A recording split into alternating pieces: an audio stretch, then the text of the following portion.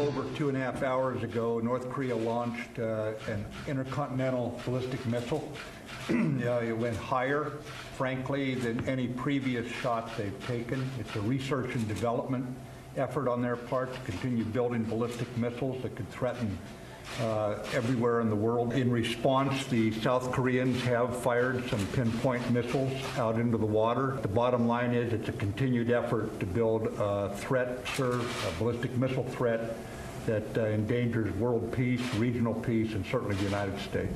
I will only tell you that we will take care of it. It is a situation that we will handle.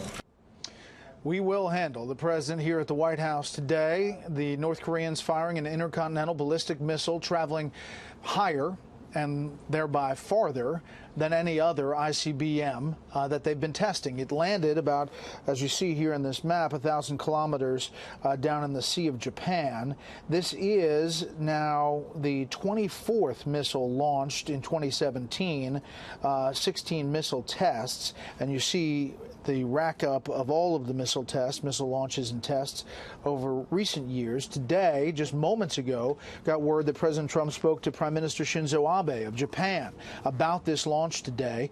The two leaders, according to the White House, agreeing that North Korea's regime provocative actions are undermining its security, further isolating it from the international community. The leaders, quote, reaffirmed their commitment to combat the North Korean threat. But how are they doing that, and what is next with this? Let's bring in our panel. Joining me here at the White House, Mara Liasson, national political correspondent of National Public Radio. From St. Louis, Matt Schlapp, contributor with The Hill, and from our Washington bureau, Tom Rogan, commentary writer for the Washington Examiner. Tom, first to you. It seems like what has been happening has not been working, and this pause that we saw from North Korea ending today in a big fashion. And I think that's exactly right. And I think what you do see in specific terms here is the North Koreans showing a capability that far exceeds anything we've seen up until this point. And I think there will be some shock in the White House and the Pentagon and in the intelligence community about just what has happened here. I think for President Trump now, the critical decision is, do you exert pressure on China, specifically Chinese financial entities, or do you take military action? Because what we have seen here with this test is the failure of, or the unwillingness, I think more likely, of the Chinese government to put the kind of pressure on to Kim Jong-un's regime that would be necessary to force him to the table. You know, I asked Michael Anton about that earlier, and last night, General Jack Keane was talking about this Chinese envoy and the two ways it could go. If they start testing again, it's likely that the envoy from China, who just visited recently, was trying to negotiate with them, that has not succeeded to the point where North Koreans are willing to start standing down somewhat and maybe get into some kind of negotiation phase as a result of it. But if the testing resumes and the bellicose resumes, we're kind of back where we were. And so we're back where we were. We're back where we were. And the president has put so much stock in getting his friend Xi to solve this problem. He's tweeted about it. He's boasted about that. The Chinese President Xi.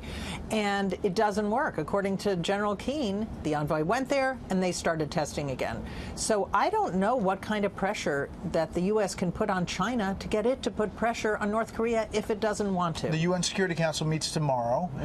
They're already the biggest sanctioned country in the world. They're the biggest sanctioned country. There is more that the Chinese can do. They can cut off all of those oil shipments that the U.S. wants it to do, and it hasn't done it yet. Matt. Yeah, China can do a lot more, and they're, you know, I hate to use an old term, but the axis of evil between these nuclear powers and the border with China is incredibly troubling. I do think it's not widely discussed, but a lot of people believe there's some significant computer hacking going on with these missiles that is causing them to hit the Sea of Japan and not a more menacing target, which I hope is true. But the problem is with even that strategy, it just takes one to get through that system, that defense, and we were in a whole new world of chaos. And I don't blame Donald Trump for this. You can say his diplomatic approach has not worked yet, but he inherited a 20-year problem, which was to kick the can down the road. And now he's faced, this is really the biggest challenge of the Trump presidency. He is faced with terrible options, and he's got to do something that takes away this nuclear menace from reaching our allies and maybe even our own shores. Yeah, and we were just there in the DMZ, and really it's seconds if the U.S. military launches that the artillery from North Korea would hit Seoul, and, you know, the shelters there. You just wonder how that would all happen if there's a military action.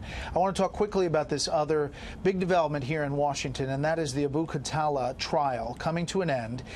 Tom, 3 out of 18 charges found guilty, but not for murder, for the Benghazi attack that left 4 Americans, including the U.S. ambassador in Libya, dead in 2012.